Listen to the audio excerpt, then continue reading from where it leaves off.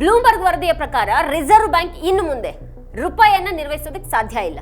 ಆದ್ರಿಂದ ಅದು ಎನ್ಆರ್ಐಗಳಿಂದ ಡಾಲರ್ಗಳನ್ನ ಕೇಳುವಂತ ಮತ್ತೆ ಭಾರತೀಯರಿಗೆ ಬಡ್ಡಿ ದರಗಳನ್ನ ಹೆಚ್ಚು ಮಾಡೋದ್ರ ಬಗ್ಗೆ ಯೋಚನೆ ಮಾಡ್ತಾ ಇದೆ. ಬಡ್ಡಿ ದರಗಳೇನಾದ್ರೂ ಏರಿದ್ರೆ ಸಾಮಾನ್ಯ ಜನರ ಕಥೆ ಏನು? ಅವ್ರ ಜೀವನ ಇನ್ನೂ ಕೂಡ ನಾಶ ಆಗಿ ಹೋಗುತ್ತೆ. ಈ ಬಿಕ್ಕಟ್ಟಿಗೆಲ್ಲ ಆರ್ಥಿಕ ನೀತಿಗಳ ವೈಫಲ್ಯನೇ ಕಾರಣ ಅಂತ ತಜ್ಞರು ಪದೇ ಪದೇ ಹೇಳ್ತಾರೆ. ಆರ್ಥಿಕವಾಗಿ ಶಕ್ತಿಶಾಲಿ ಆಗ್ತಾ ಇರೋ ಹಾಗೆ ಕಾಣ್ತಾ ಇದ್ದಂತಹ ಭಾರತ ಈಗ ಇದ್ದಕ್ಕಿದ್ದ ಹಾಗೆ ಏನಾಗ್ತಾ ಇದೆ ಅನ್ನುವಂತ ಪ್ರಶ್ನೆ ಎದ್ದಿದೆ. ಮೋದಿ ಆಳ್ವಿಕೆಯಲ್ಲಿ ಭಾರತ ಚಿನ್ನದ ಹಕ್ಕಿಯಾಗಿದೆ ಅಂತ ಎನ್ಆರ್ಐಗಳು ಅಂದುಕೊಂಡಿದ್ರು. ಆದ್ರೆ ಈಗ ಭಾರತ ಸರ್ಕಾರ ಡಾಲರ್ಗಳನ್ನ ಕೇಳೋದಿಕ್ಕೆ ಅವ್ರ ಬಳಿಗೆ ಹೋಗೋ ಹಾಗೆ ಕಾಣ್ತಾ ಇದೆ. ಇತರ ದೇಶಗಳಿಂದ ಡಾಲರ್ಗಳನ್ನ ಕೇಳೋದಿಕ್ಕೆ RBI ನಲ್ಲಿ ಚರ್ಚೆಗಳು ನಡೀತಾ ಇವೆ ಅಂತ ಬ್ಲೂಮ್ಬರ್ಗ್ ವರದಿ ಹೇಳಿದೆ. ಅನಿವಾಸಿ ಭಾರತೀಯರಿಗೆ ಠೇವಣಿ ಯೋಜನೆ, ಅವರಿಗೆ ಸಾರ್ವಭೌಮ ಡಾಲರ್ ಬಾಂಡ್ಗಳ ಮಾರಾಟದ ಬಗ್ಗೆ ಯೋಚನೆ ಮಾಡಲಾಗ್ತಾ ಇದೆ. ರೂಪಾಯಿ ಎಷ್ಟು ವೇಗವಾಗಿ ಕುಸಿತಾ ಇದೆ ಅಂತ ಅಂದ್ರೆ ಅದನ್ನ ಉಳಿಸೋದಿಕ್ಕೆ ರಿಸರ್ವ್ ಬ್ಯಾಂಕ್ ಡಾಲರ್ಗಳನ್ನ ಮಾರಾಟ ಮಾಡಬೇಕಾಯ್ತು. ಮತ್ತೆ ಆಗ್ಲೂ ಕೂಡ ಅದು ಚೇತರಿಸಿಕೊಂಡಿಲ್ಲ. ಒಂದು ವರ್ಷದಲ್ಲಿ ಡಾಲರ್ ವಿರುದ್ಧ ರೂಪಾಯಿ 12% ಕುಸಿತ ಕಂಡಿದೆ. ಈಗ ರಿಸರ್ವ್ ಬ್ಯಾಂಕ್ ಡಾಲರ್ಗಳನ್ನ ಕೇಳೋದ್ರ ಜೊತೆಗೆ ಬಡ್ಡಿ ದರಗಳನ್ನ ಕೂಡ ಹೆಚ್ಚು ಮಾಡೋದ್ರ ಬಗ್ಗೆ ಯೋಚನೆ ಮಾಡ್ತಾ ಇದೆ. ಈ ಬಡ್ಡಿ ದರಗಳು ಏರಿದ್ರೆ ಸಾಲ ಪಡೆಯೋದು ಹೆಚ್ಚು ದುಬಾರಿ ಆಗುತ್ತೆ. ಈಗಾಗಲೇ ಸಾಲ ಪಡೆದವರ EMIಗಳು ಕೂಡ ಹೆಚ್ಚಾಗುತ್ತವೆ. ಪೆಟ್ರೋಲ್, ಡೀಸೆಲ್, CNG ಮತ್ತೆ ಗ್ಯಾಸ್ ಇದೆಲ್ಲವೂ ಕೂಡ ಈಗಾಗಲೇ ದುಬಾರಿಯಾಗಿದ್ದು ಈಗ ಬಡ್ಡಿ ದರಗಳ ಹೆಚ್ಚಳದೊಂದಿಗೆ ಹಣದುಬ್ಬರ ಮತ್ತೊಂದು ಜಿಗಿತ ಕಾಣಲಿದೆ. ಶಾಲಾ ಫೀಸು, ಆಟೋ ಮತ್ತೆ ಟ್ಯಾಕ್ಸಿ ದರ ಇದೆಲ್ಲವೂ ಕೂಡ ದುಬಾರಿ ಆಗ್ತವೆ. ವಿದೇಶದಲ್ಲಿ ಅಧ್ಯಯನ ಮಾಡುವವರ ಶುಲ್ಕ ಕೂಡ ದುಬಾರಿಯಾಗಿದೆ. ಇದು ಯಾವುದಕ್ಕೂ ಇರಾನ್ ಯುದ್ಧ ಕಾರಣ ಅಲ್ವೇ ಅಲ್ಲ. ಎಲ್ಲಾನು ಮೋದಿ ಸರ್ಕಾರದ ಈ 13 ವರ್ಷಗಳ ವೈಫಲ್ಯಗಳಿಂದಾಗಿ ಉಂಟಾಗಿರುವಂತದ್ದು. ಇದು ಮೋದಿ ಸರ್ಕಾರದ ಬಗ್ಗೆ ಹೊಗಳಿ ಬರಿತಾ ಇದ್ದವರು ಕೂಡ ಈಗ ಈ ಒಂದು ಸತ್ಯವನ್ನ ಒಪ್ಕೊಳ್ತಾ ಇದ್ದಾರೆ. ಚುನಾವಣೆಗಳನ್ನ ಬಿಜೆಪಿ ಭರ್ಜರಿಯಾಗಿ ಗೆಲ್ತಾ ಇದೆ.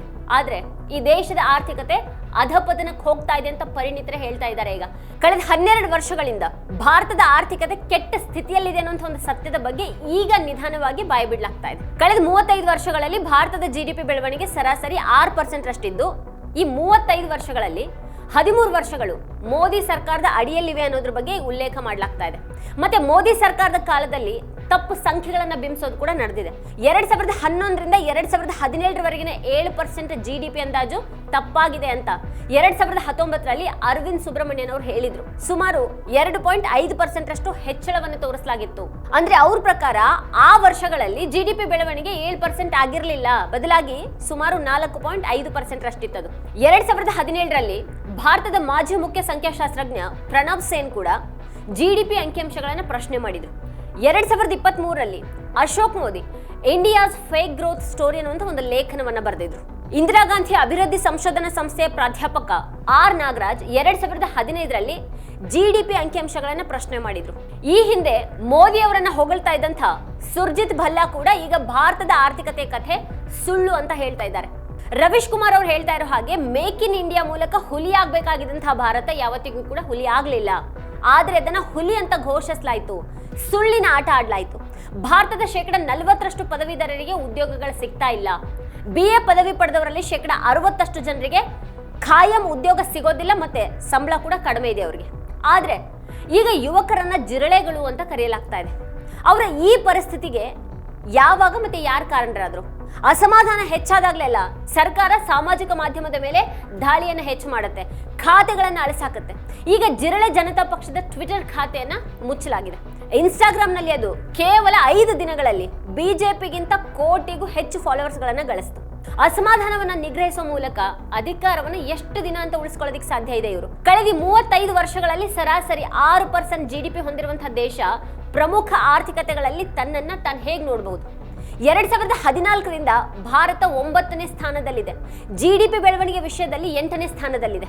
ಡಾಲರ್ ಲೆಕ್ಕದಲ್ಲಿ ತಲಾ ಬೆಳವಣಿಗೆ ವಿಷಯದಲ್ಲಿ ಭಾರತ ಇಥಿಯೋಪಿಯಾ ಮತ್ತೆ ಬಾಂಗ್ಲಾದೇಶ್ಗಿಂತನೂ ಬಹಳ ಹಿಂದುಳಿದಿದೆ. ಬಾಂಗ್ಲಾದೇಶ 8.3% ಅಷ್ಟು ಬೆಳೀತಾ ಇದೆ, ಮೊದಲ ಸ್ಥಾನದಲ್ಲಿದೆ. ಮತ್ತೆ 2ನೇ ಸ್ಥಾನದಲ್ಲಿ ಇಥಿಯೋಪಿಯಾ 7.2% ಅಷ್ಟು ಬೆಳೀತಾ ಇದೆ. ಆದ್ರೆ ಭಾರತ ಕೇವಲ 4.7% ಅಷ್ಟು ಬೆಳೆದಿದೆ. ಅದಕ್ಕಾಗಿನೇ ಭಾರತ ಡಾಲರ್ ಲೆಕ್ಕದಲ್ಲಿ ಜಾಗತಿಕವಾಗಿ 16ನೇ ಸ್ಥಾನದಲ್ಲಿದೆ. ಇಷ್ಟಾದ್ರೂ ಕೂಡ ಮೋದಿ ಭಾರತ ಬಹಳ ವೇಗವಾಗಿ ಬೆಳೀತಾ ಇರುವಂತಹ ಆರ್ಥಿಕತೆ ಅಂತ ಹೇಳಿದ್ದಾರೆ. ಆದ್ರೆ ಪಾಕಿಸ್ತಾನ, ಹಸುಗಳು, ಮುಸ್ಲಿಮರು, ಮದರ್ಸಾ, ಒಂದೇ ಮಾತ್ರ, ಬುಲ್ಡೋಸರ್ಗಳು, ಮಸೀದಿಗಳ ಮುಂದೆ ಡಿಜೆ ನೃತ್ಯ ಇವುಗಳಲ್ಲೇನೆ ಭಾರತ ಮುಳುಗ್ ಹೋಗಿದೆ ಅನ್ನುವಂಥ ದೊಡ್ಡ ಸತ್ಯ ನಮ್ಮ ಎದುರಿಗಿದೆ. ಭಾರತದ ಪರಿಸ್ಥಿತಿ ಹದಗೆಟ್ಟಿರೋದು ಇರಾನ್ ಯುದ್ಧ ಶುರು ಆದ ಮೇಲೆ ಅಲ್ಲ, ಪರಿಣಿತರೇ ಹೇಳೋ ಹಾಗೆ ದೇಶದ ಈ 13 ವರ್ಷಗಳು ಈಗಾಗಲೇ ವ್ಯರ್ಥ ಆಗಿವೆ. ಬಿಜೆಪಿ ರಾಜಕೀಯವಾಗಿ ಬಲವಾಗಿ ಬೆಳೆದಿದೆ, ಆದ್ರೆ ದೇಶ ಆರ್ಥಿಕವಾಗಿ ದುರ್ಬಲಗೊಂಡಿದೆ. ವಿಶ್ವಸಂಸ್ಥೆಯ ಆರ್ಥಿಕ ಮತ್ತು ಸಾಮಾಜಿಕ ವ್ಯವಹಾರಗಳ ಇಲಾಖೆ 2026-27 ಆರ್ಥಿಕ ವರ್ಷದಲ್ಲಿ ಭಾರತದ ಆರ್ಥಿಕತೆ 6.4% ಬೆಳವಣಿಗೆ ದರದಲ್ಲಿ ಬೆಳಿಬಹುದು ಅಂತ ಅಂದಾಜು ಮಾಡಲಾಗಿದೆ. ಹಿಂದಿನ ಹಣಕಾಸು ವರ್ಷದಲ್ಲಿನ 7.5% ರಷ್ಟು ಯೋಜಿತ ಬೆಳವಣಿಗೆ ದರವನ್ನು ಗಮನಿಸಿದ್ರೆ ಇದು ಶೇಕಡ 1% ಗಿಂತನೂ ಕಡಿಮೆ ಆಗಿದೆ. ಮೋದಿ ಸರ್ಕಾರದ ಅಡಿಯಲ್ಲಿ ಕಳೆದ 2 ವರ್ಷಗಳಿಂದ ರೂಪಾಯಿ ಕುಸಿತವನ್ನು ತಡೆಯೋದಕ್ಕೆ ಸಾಧ್ಯ ಆಗ್ತಾ ಇಲ್ಲ. ಶೇರ್ ಮಾರುಕಟ್ಟೆ ಮೋಸದಾಯಕವಾಗಿದೆ. 2 ವರ್ಷಗಳಿಂದಾನು ಅಲ್ಲಿನ ಆದಾಯ ನಕಾರಾತ್ಮಕ ಆಗಿದೆ ಮತ್ತೆ ಸಾಮಾನ್ಯ ಹೂಡಿಕೆದಾರರು ನಾಶ ಆಗಿದ್ದಾರೆ. ಆರ್ಥಿಕ ಬಿರುಗಾಳಿನೇ ಬೀಸ್ತಾ ಇದೆ. ಭಾರತ ಹಿಂದೆ ಯಾವತ್ತೂ ನೋಡಿರದ ಬಿರುಗಾಳಿ ಇದಾಗಿದೆ ಅಂತ ರಾಹುಲ್ ಗಾಂಧಿ ಅವರು ಎಚ್ಚರಿಸ್ತಾನೆ ಇದ್ದಾರೆ. ಪ್ರಸ್ತುತ ಬಿಕ್ಕಟ್ಟಿಗೆ ತೈಲ ಬಿಕ್ಕಟ್ಟು ಕಾರಣ ಅಂತ ಸರ್ಕಾರ ಲಿಂಕ್ ಮಾಡ್ತಾ ಇದೆ. ಆದ್ರೆ ರೂಪಾಯಿ ಕುಸಿತಕ್ಕೆ ಕೇವಲ ತೈಲ ಬಿಕ್ಕಟ್ಟು ಮಾತ್ರ ಕಾರಣ ಅಂತ ಹೇಳೋದಿಕ್ಕೆ ಆಗೋದಿಲ್ಲ ಅಂತ ರಿಸರ್ವ್ ಬ್ಯಾಂಕ್ ನ ಮಾಜಿ ಗವರ್ನರ್ ಡಿ ಸುಬ್ಬರಾವ್ ಅವರು ಹೇಳ್ತಾರೆ. ಭಾರತೀಯ ರೂಪಾಯಿ ಹಲವು ವರ್ಷಗಳಿಂದಾನು ಒತ್ತಡದಲ್ಲಿದೆ. ಭಾರತೀಯ ರಿಸರ್ವ್ ಬ್ಯಾಂಕ್ ರೂಪಾಯಿ ಕುಸಿತದಿಂದ ರಕ್ಷಿಸೋದಕ್ಕೆ ಪ್ರಯತ್ನ ಪಡ್ತಾ ಇದೆ, ಆದ್ರೆ ಅದು ಸಾಧ್ಯ ಆಗ್ತಾ ಇಲ್ಲ. ಪರಿಸ್ಥಿತಿ ತುಂಬಾನೇ ಹದಗೆಟ್ಟಿದ್ದು ಇನ್ನು ಮುಂದೆ ಆ ರೀತಿ ಮಾಡೋದಕ್ಕೆ ಸಾಧ್ಯ ಇಲ್ಲ ಅನ್ನುವಂಥ ಒಂದು ಸ್ಥಿತಿ ಇದೆ. ಇದು ಈಗಾಗಲೇ ಭಯಭೀತರಾಗಿರುವಂತಹ ಹೂಡಿಕೆದಾರರು ಮತ್ತಷ್ಟು ಪಲಾಯನ ಮಾಡೋದಕ್ಕೆ ಕಾರಣ ಆಗುತ್ತೆ. ರೂಪಾಯಿ ಕುಸಿತ ತಡೆಯುವಲ್ಲಿ ರಿಸರ್ವ್ ಬ್ಯಾಂಕ್ ವಿಫಲ ಆದ್ರೆ ಭಾರತದಲ್ಲಿ ಹೂಡಿಕೆದಾರರ ವಿಶ್ವಾಸ ಮತ್ತಷ್ಟು ಕಡಿಮೆ ಆಗುತ್ತೆ. ಆದ್ರಿಂದ ನಂಬಿಕೆಯನ್ನ ಬೆಳೆಸುವ ಮತ್ತೆ ಮಾರುಕಟ್ಟೆ ನಿರೀಕ್ಷೆಗಳನ್ನ ನಿರ್ವಹಿಸುವಂತ ಕ್ರಮಗಳನ್ನ ತೆಗೆದುಕೊಳ್ಬೇಕಾಗಿದೆ. ಭಾರತ ಎಐ ರೇಸ್ ನಲ್ಲಿ ಹಿಂದುಳಿದಿದೆ ಅನ್ನೋದನ್ನ ಸುಬ್ಬರಾವ್ ಅವರು ಹೇಳ್ತಾರೆ.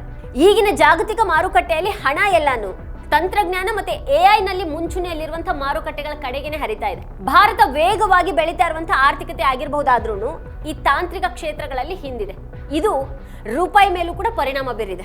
ಕೋವಿಡ್ ನಂತರ ಸಾಮಾನ್ಯ ಜನರು ಬ್ಯಾಂಕ್ಗಳಿಂದ ಹಣವನ್ನ ಹಿಂತೆಗೆದುಕೊಂಡ್ರು ಮತ್ತೆ ಷೇರು ಮಾರುಕಟ್ಟೆಯ ಮ್ಯೂಚುವಲ್ ಫಂಡ್ಗಳಲ್ಲಿ ಹೂಡಿಕೆಯನ್ನು ಮಾಡೋದಕ್ಕೆ ಪ್ರಾರಂಭ ಮಾಡಿದ್ರು.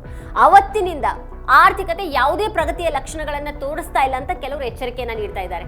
ಹಾಗಾದ್ರೆ ಶೇರ್ ಬೆಲೆಗಳು ಯಾಕೆ ಗಗನಕ್ಕೇರ್ತಾ ಇವೆ? ಈಗ ಆ ಸತ್ಯ ಬಹಿರಂಗ ಆಗಿದೆ. ಕೋವಿಡ್ಗೂ ಮೊದಲೇನೆ ಈ ಒಂದು ಸತ್ಯ ಬಹಿರಂಗ ಆಗಿತ್ತು. ಆದ್ರೆ ನಂತರ ಮೋದಿ ಸರ್ಕಾರ ಅಲ್ಲಿ ಹೊಸ ಆಟ ಆಡ್ತು. ಡಿಸೆಂಬರ್ 2023ರಲ್ಲಿ ವಿಕಸಿತ 2047 ಅನ್ನುವಂಥ ಒಂದು ಘೋಷಣೆಯನ್ನ ಶುರು ಮಾಡಿತು. ಪ್ರಧಾನಮಂತ್ರಿ ಗರೀಬ್ ಕಲ್ಯಾಣ್ ಯೋಜನೆಯನ್ನ ಮೋದಿ ಸರ್ಕಾರದ 6ನೇ ವರ್ಷದಲ್ಲಿ ಅದನ್ನ ಪ್ರಾರಂಭ ಮಾಡಲಾಯಿತು. ಅಂದ್ರೆ ಮೋದಿ ಸರ್ಕಾರ ತನ್ನ 6ನೇ ವರ್ಷದಲ್ಲಿ ದೇಶದ ಬೃಹತ್ ಆರ್ಥಿಕ ವಿನಾಶ ಮತ್ತೆ ಬಡತನವನ್ನ ಕಂಡುಕೊಳ್ತು. 2020ರಲ್ಲಿ 80 ಕೋಟಿ ಜನರಿಗೆ ಉಚಿತ ಪಡಿತರವನ್ನು ಒದಗಿಸುವಂತ ಯೋಜನೆಯನ್ನ ಪ್ರಾರಂಭ ಮಾಡಲಾಯಿತು. ಆರ್ಥಿಕ ಪ್ರಗತಿಯ ಯೋಜನೆಗಳು ಈ 80 ಕೋಟಿ ಜನರನ್ನ ತಲುಪಿಲ್ಲ ಅನ್ನೋದಕ್ಕೆ ಇದೇ ಪುರಾವೆಯಾಗಿದೆ. ಹಣಕಾಸು ಸಚಿವ ನಿರ್ಮಲಾ ಸೀತಾರಾಮನ್ ಇದ್ದಕ್ಕಿದ್ದ ಹಾಗೇನೆ ಟ್ವಿಟರ್ ನಲ್ಲಿ ಕಾಣಿಸ್ಕೊಂಡು ಜನ್ಧನ್ ಯೋಜನೆ ಸೇರಿದ ಹಾಗೆ ಮೋದಿ ಸರ್ಕಾರದ ಯೋಜನೆಗಳ ಕಥೆಯನ್ನ ಹೇಳ್ತಾರೆ. ಇವೆಲ್ಲ ಯಾರಿಗಾಗಿ ಅಂತ ಕಾಂಗ್ರೆಸ್ಗೆ ಅವ್ರ ಪ್ರಶ್ನೆಗಳನ್ನ ಕೇಳ್ತಾರೆ. 12ರಿಂದ 13 ವರ್ಷಗಳ ಅಧಿಕಾರದ ನಂತರ ಕೂಡ ಮೋದಿ ಸರ್ಕಾರ ಈ ಜನ್ಧನ್ ಖಾತೆಗಳ ಆಧಾರದ ಮೇಲೆ ತನ್ನ ಯಶಸ್ಸನ್ನ ಲೆಕ್ಕ ಹಾಕ್ತಾ ಇದೆ.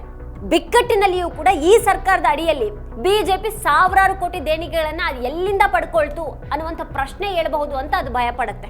58 ಕೋಟಿ ಜನ್ಧನ್ ಖಾತೆಗಳಲ್ಲಿ 15 ಕೋಟಿಗೂ ಹೆಚ್ಚು ಖಾತೆಗಳು ನಿಷ್ಕ್ರಿಯವಾಗಿವೆ ಅನ್ನೋದನ್ನ ಅದು ಹೇಳ್ತಾ ಇಲ್ಲ. 62% ಖಾತೆಗಳಲ್ಲಿ 1,000ಕ್ಕಿಂತನೂ ಕಡಿಮೆ ಹಣ ಇದೆ ಅನ್ನುವಂಥ ಒಂದು ವಾಸ್ತವದ ಬಗ್ಗೆ ಅದು ಮಾತಾಡೋದಿಲ್ಲ.